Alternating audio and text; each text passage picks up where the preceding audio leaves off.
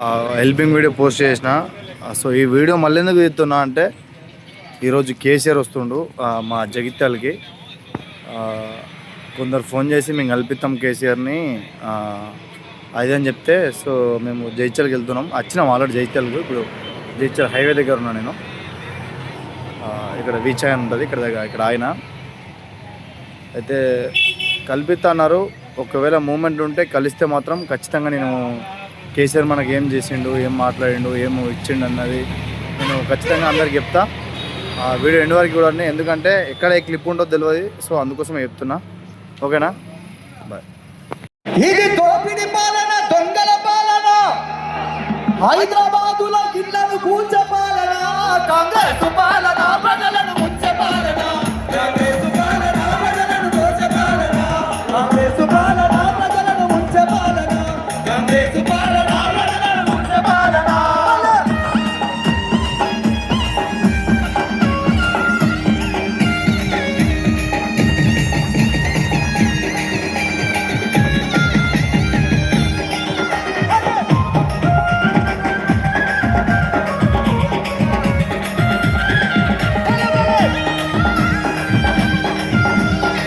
తెలంగాణకు జాతి పిత బరాబర్ కేసీఆర్.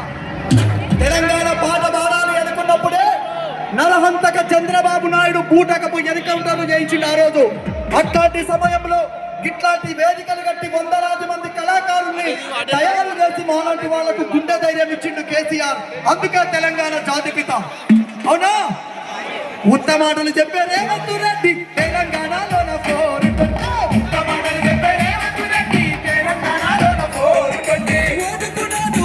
మేడిగడ్డకు ఎట్లనన్నా కేసీఆర్ గారు మీటింగ్ ను డైవర్ట్ చేయాలి, ప్రజల్ని కన్ఫ్యూజన్ చేయాలని ఇవాళ మేడిగడ్డలో మీటింగ్ పెట్టుకున్నాడు. కానీ ఆడ మీడియాలో పిఆర్పి రేటింగ్ లేక ఇప్పుడే వెయిట్ చేస్తున్నట. కాబట్టి గట్టిగా చెప్పాలి. రైతుల్ని మోసం చేసిండు, నిరుద్యోగుల్ని మోసం చేసిండు, మహిళల్ని మోసం చేసిండు. ఇట్లాంటి వాళ్ళని ఏమంటారు? బట్టచోర్ దొంగ. అంతేనా? నీళ్ల కోసం కొట్టుకున్నాం. కేసీఆర్ గారు వచ్చిన తర్వాత మిషన్ భగీరథ తోటి మనందరి ధూప తీర్చుండు కేసీఆర్. కానీ రేవంత్ రెడ్డి వచ్చిన తర్వాత బస్సు ఎక్కి బస్సు టికెట్ల కోసం, బస్సు సీట్ల కోసం కొట్టుకున్నారు. అవునా? అగో ఉచిత బస్సు అని పథకాన్ని తెచ్చాము, అమ్మలక్కలకు కొట్లాట పెట్టాము, అమ్మలక్కలకు కొట్లాట పెట్టాము, అమ్మలక్కలకు కొట్లాట పెట్టాము. 2 లక్షల రుణమాఫీ అన్నాము, రైతన్న మైక్ సెట్ మీకు దిగాలి దయచేసి. ఇప్పుడే పెద్దలు కేసీఆర్ గారు బీఆర్ఎస్ పార్టీ జిల్లా కార్యాలయం నుంచి సభా ప్రాంగణానికి బయలుదేరినారు. ఒక 5 నుండి 10 నిమిషాల్లో మన ప్రియతమ నాయకులు కేసీఆర్ గారు సభా ప్రాంగణానికి రాబోతా ఉన్నారు. మీరు దయచేసి బయట ఉమ్మడి కరీంనగర్ జిల్లాకు సంబంధించినటువంటి కొద్దిమంది నాయకులు పోలీసు వాళ్ళు ఆపినారు. ఇక్కడ స్టేజ్ వెనుక కోరుతూ పోలీసులు చాలా చోట్ల కూడా కార్యకర్తల్ని, నాయకుల్ని, బీఆర్ఎస్ పార్టీ అభిమానుల్ని, కేసీఆర్ ని చూడడానికి తండోపతండాలుగా తరలి వస్తున్న జనాల్ని ఆపుతా ఉన్నారు. ఇప్పటికైనా మీ పద్ధతి తెలంగాణ ప్రజల కష్టాలకు కన్నీళ్లు పోగొట్టినటువంటి తెలంగాణ జాతి పిత కేసీఆర్ గారికి స్వాగతం, సుస్వాగతం.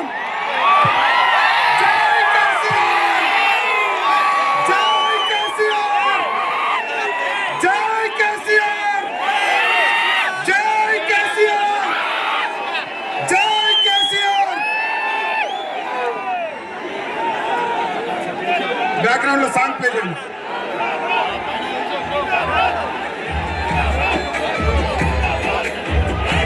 ఈ కార్యక్రమానికి సభాధ్యక్షత వహిస్తూ తొలి పలుకులు పలకవలసిందిగా పెద్దలు కల్వకుంట్ల విద్యాసాగర్ గారు, జిల్లా పార్టీ అధ్యక్షులు, వారిని ఆహ్వానిస్తా ఉన్నాం.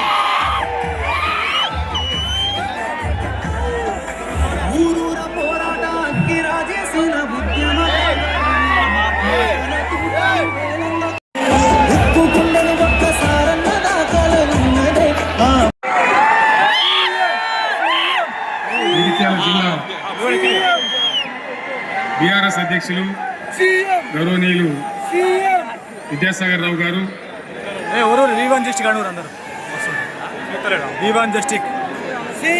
గౌరవనీయమైన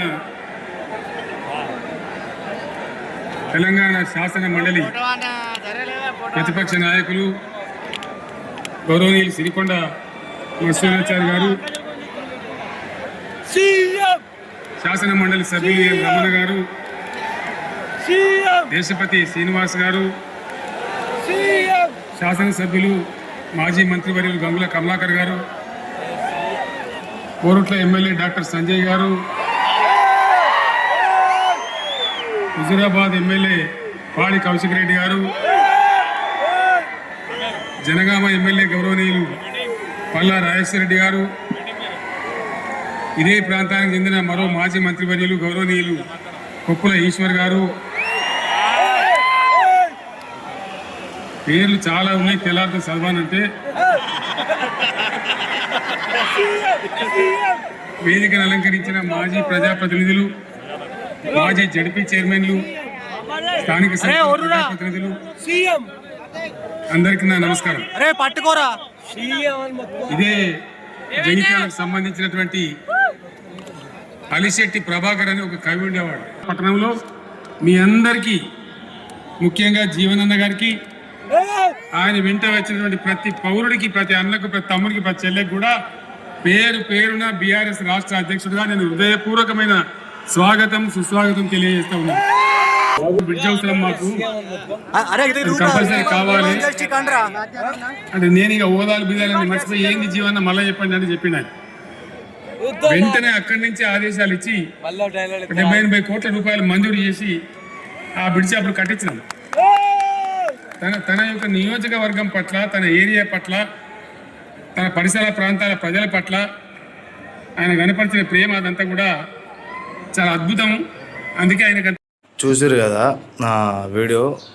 ఇప్పుడు మాత్రం మొత్తానికి స్కిప్ చేయకండి, ఎందుకంటే కేసీఆర్ సార్ మాట్లాడే వీడియో. కేసీఆర్ సార్ ఏం మాట్లాడాడు, మమ్మల్ని పిలిచారు కానీ మేము పోయినా కానీ మమ్మల్ని అది చేసారు. ఒకసారి చూడండి, మొత్తం చూడండి. కేసీఆర్ సార్ మమ్మల్ని చూసి ఒకరిని ఇట్లా చెప్పిండు ఆయన రమ్మని. పోయినాం మేము. మా పరిస్థితి ఎట్లుందో ఒకసారి చూడుర్రి. ఏమన్నారు ఇంకా అన్నది కొంచెం మీకు ఇప్పుడు క్లారిటీగా తెలుస్తుంది. సరేనా? చూడుర్రి అంటే ఎట్లున్నది ప్రపంచం, ఈ సార్లు అందరు ఎట్లున్నారు అన్నది మీకు ఏర్పడుతుంది. ఓకేనా? మేము ఇంత తల్లాడిపోయి ఇన్ని వీడియోలు తీసింది కాక ఎక్కడికక్కడికి పోయి మరి లాస్ట్ కత్తి ఇక్కడికి కూడా పోయినాము. కానీ ఈడ కూడా మాకు చూడండి, ఇంకా చూస్తే అర్థమైపోతుంది మా అమ్మ పరిస్థితి ఎట్లుంది, వాళ్ళు ఏమన్నారు, మాకేం జరిగింది. ఓకేనా?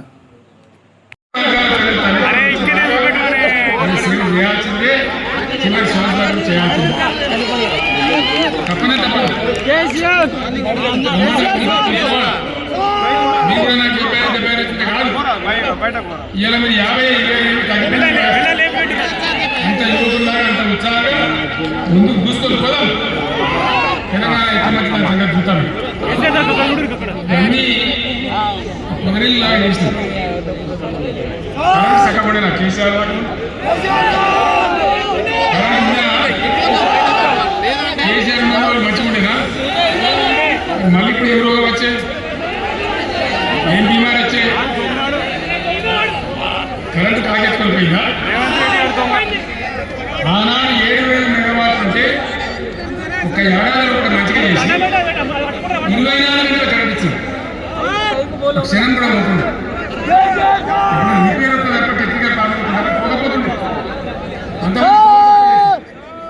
దాని తర్వాత యాదాద్రి, భద్రాద్రికి చాలా కొత్త సబ్స్టేషన్ నిర్మాణం చేసింది. జనరేటింగ్ స్టేషన్లు పెట్టాం. 20,000 మెగావాట్లు తీసుకొని పోయాం. ఇది దరిద్రులకు రాజవైపు ముందు 20,000 మెగావాట్లు తీసుకొని పోయాం. మరి ఏ రోగం వచ్చింది, ఏం బీమారు వచ్చింది, ఎందుకు ఇబ్బంది పడుతున్నారు? అనేక చోట్ల రైతుల పొలాలు ఎండుతున్నాయి, పేపర్ల ఫోటోలు వస్తున్నాయి, టీవీలలో వస్తున్నాయి. జనం ఏడుతున్నారు. ఎందుకు బాధగలుగుతారు? ఇది ఆశామాషి వ్యవహారంగా ఈ జీవన మరణ సమస్య, మన బతుకుల సమస్య.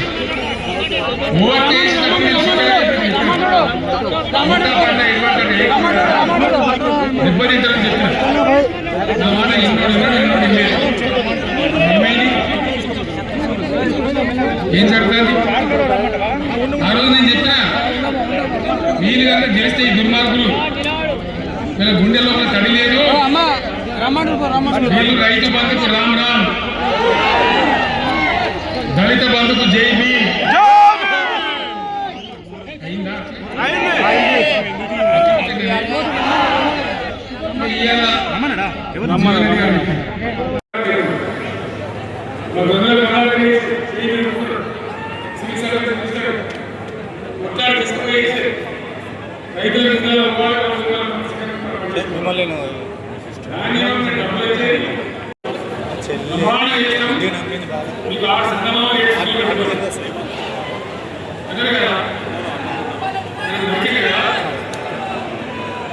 రాష్ట్ర ఆర్థిక ఆదాయం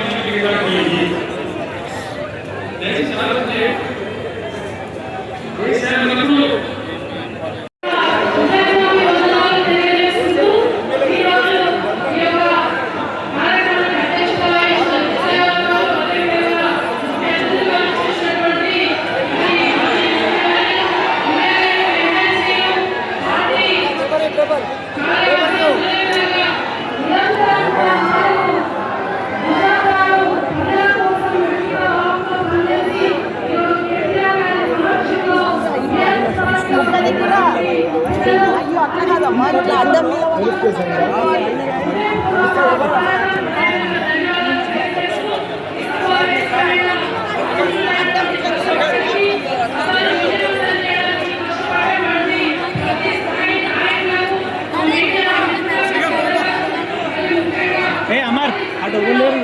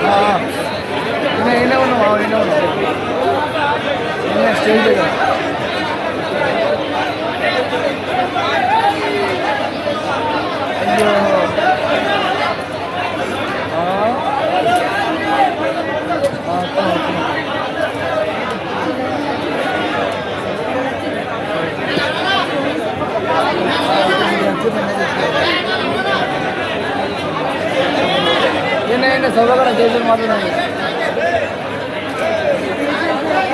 మెడల్తో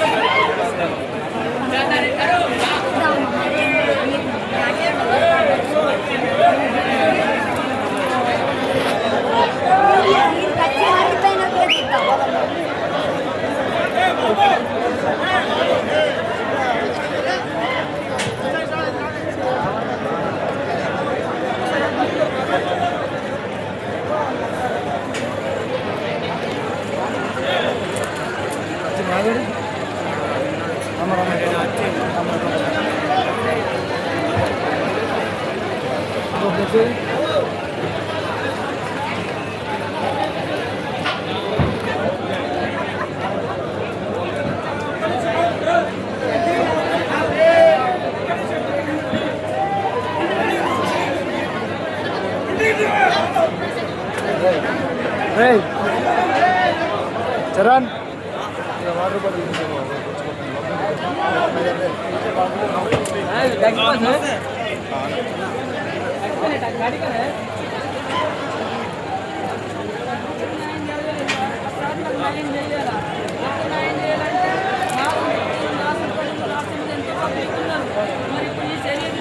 ప్రజలంతా చచ్చిపోతూనే ఉంటారు. ఆడలు మా వాళ్ళు మిగిలిపోతారు, ఆడలు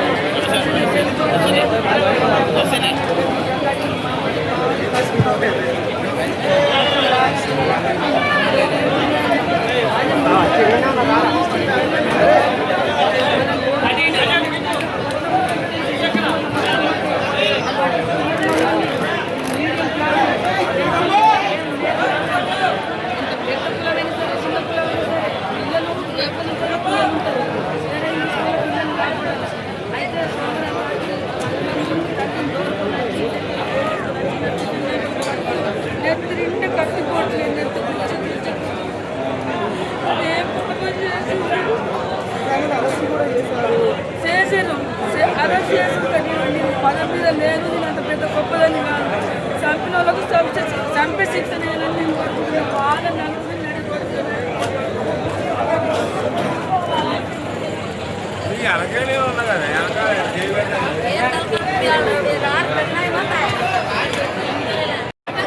కేసీఆర్ అన్న పట్టించుకుంటూ కావచ్చు అని చెప్పి సైడ్ దాకా వచ్చినాం. కేటీఆర్ సార్ మీరుంటే ఖచ్చితంగా పట్టించుకునే వాళ్ళు కావచ్చు, ఎందుకంటే నాకు తెలుసు మీ గురించి. కానీ కేసీఆర్ సార్ మమ్మల్ని సైడ్కి కూడా రమ్మన్నారు. అక్కడ కూర్చున్న 2-3 ఎమ్మెల్యేలు కూడా మాకు సైడ్కి రమ్మని చెప్పారు. సైడ్కి వచ్చినాక మమ్మల్ని దిగకుండా వెళ్ళిపోయారు. మా అమ్మ అక్కడ ఇంటర్వ్యూలు ఇస్తుంది, చూడండి ఒకసారి. మొత్తం ఖాళీ అయిపోయేదాకున్నాం. స్టార్టింగ్ నుంచి ఎండింగ్ వరకు ఉన్నాము, కానీ ఒక్కళ్ళు కూడా మమ్మల్ని పట్టించుకోలేదు. అంటే మేము ఇంత చులకన అయిపోయినాం అందరికీ.